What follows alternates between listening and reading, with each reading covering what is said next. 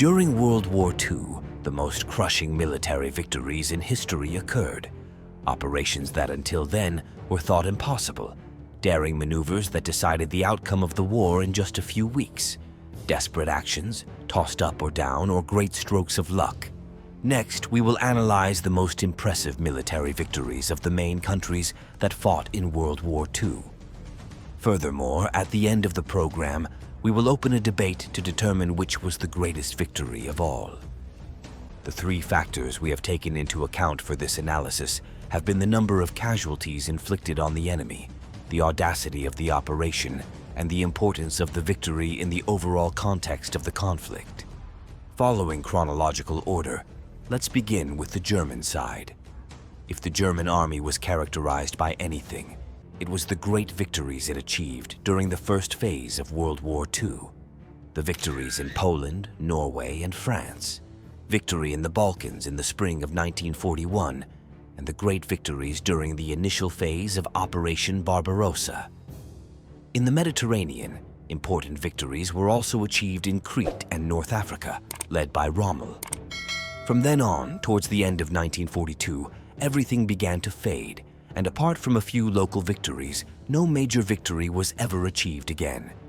But what was the most important victory for the German army? There is no doubt that the most astonishing German victory of the war was the one they achieved in France during the months of May and June 1940. In this operation, they defeated what was considered the best army in the world in just 6 weeks, achieving in just a few days what they had been unable to do for 4 years during the First World War. The swift defeat of France in just 6 weeks demonstrated the effectiveness of the German blitzkrieg and was the best demonstration of how to coordinate armored units, motorized infantry, and aviation. This victory strengthened Hitler's image and confidence in his leadership, which led him to take more risks, such as the invasion of the Soviet Union in 1941. Thus, after the defeat of France, the German army appeared invincible to the world. In response, the Soviets drastically increased their arms production. In this operation, the Germans staked everything on a coin toss. Penetrating through the Ardennes with the bulk of their armored divisions, the key to success lay in encircling the bulk of the French, British, and Belgian armies stationed on the Belgian border. If the maneuver succeeded, victory would be complete. However, there was a risk that the entire German armored vanguard would be isolated and surrounded by the French army. Had this happened, the front would have completely stalled, and the war would have continued for years. Ultimately, the campaign ended with some 150,000 German casualties and some 400,000 Allied casualties. To this figure must be added some 2 million prisoners the Germans ultimately captured during the campaign in France.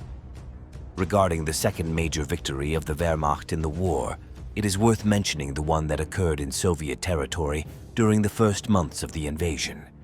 Of all the encirclement operations against the Red Army, the largest was the one carried out in Kyiv in September 1941. In this action, the Germans annihilated most of the Soviet armies opposing them on the southern front, capturing more than 600,000 prisoners of war. However, the victory did not bring about the collapse of the Red Army, which was ultimately what the Germans intended with Operation Barbarossa. Thus, when the Germans continued their advance toward Moscow, after having detoured toward Kyiv, they again achieved large encirclements of Soviet troops at Vyazma and Bryansk. It is estimated that from June to December 1941, the German army captured a total of 3,300,000 Soviet prisoners, but it was not enough to defeat Stalin's government. The next side to analyze is precisely the Soviets. The Red Army's performance in World War II can be divided into 2 phases. The first phase runs from June 1941 to the end of 1942, during which it was repeatedly overwhelmed by the German army. The second phase runs from Stalingrad to the end of the war. It was in this second phase that they gained the operational initiative, suffering virtually no defeats.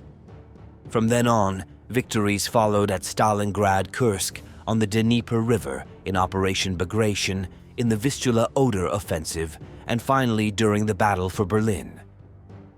But which of these was the most astonishing and had the greatest impact on the war?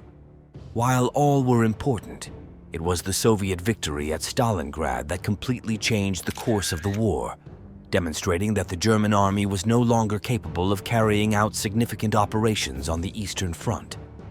The battle, which raged for more than 6 months, resulted in a terrifying death toll. The Germans lost nearly 900,000 men, and the Red Army nearly 1.5 million. The defeat shattered the myth of German invincibility, weakened its moral and strategic resources, and strengthened the alliance between the Soviet Union, the United States, and the United Kingdom.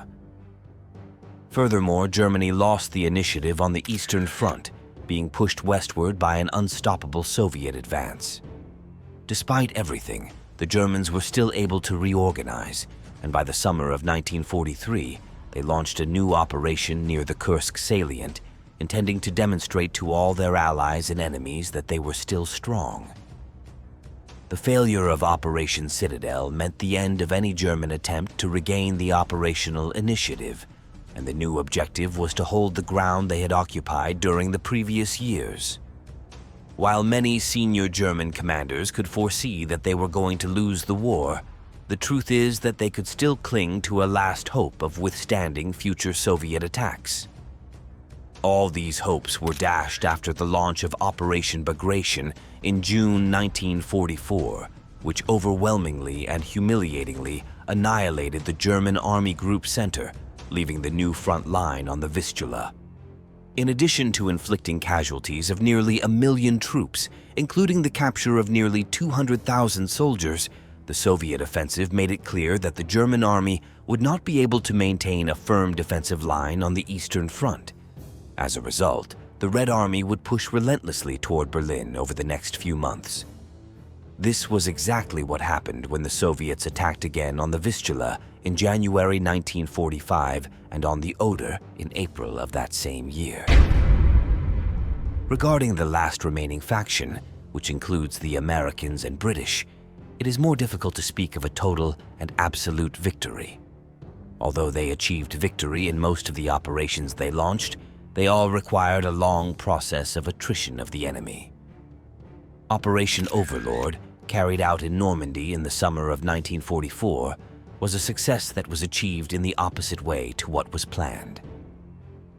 Although the Allies had calculated that they would need 90 days to reach Paris from the day of the landing, the plan was to advance progressively over those 3 months.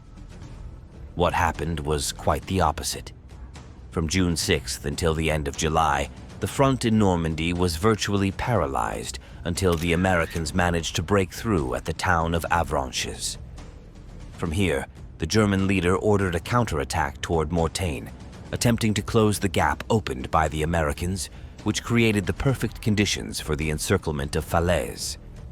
Allied troops, primarily American, British, Canadian, and Polish, managed to encircle and destroy a large portion of the German 7th Army and the 5th Panzer Army in a narrow corridor near the town of Falaise. Although some German soldiers managed to escape, the losses were catastrophic. Around 50,000 prisoners, thousands dead, and hundreds of armored vehicles and vehicles destroyed. This defeat left the Germans in full retreat, unable to establish an effective defensive line, allowing the Allies to advance rapidly toward Paris, which was liberated on August 25, 1944. Furthermore, the destruction of so many German units seriously weakened the Third Reich's defensive capabilities in the West, facilitating the invasion of Germany in the following months. Along with this great victory in the Falaise siege, the Western Allies achieved their other major triumph after the fortuitous crossing of the Rhine River at Remagen. It was specifically on March 7, 1945, when the Americans were able to cross the Rhine River by chance and began to expand their bridgehead on the eastern bank. From this point on, the weak German front along the Rhine began to collapse in an overwhelming manner. It all ended for the Germans when, on April 1st, the Allies closed the encirclement near Paderborn, trapping more than 300,000 Germans in what was known as the Ruhr Pocket. Although the Germans were greatly weakened by this time, There is no doubt that this was the most striking victory for the Western Allies, practically bringing about the end of German resistance on the Western Front. It was a practically improvised and audacious maneuver in the purest German style of the first phase of the war. Okay, now that we've highlighted the most notable victories for each side fighting in the European theater, let's analyze which was the most spectacular of all, taking into account the balance of forces, audacity, and impact on the war. First, the most spectacular and audacious operation is the German victory in France in May and June 1940. Second, considered the great turning point of World War II, is Operation Uranus in Stalingrad during the final months of 1942.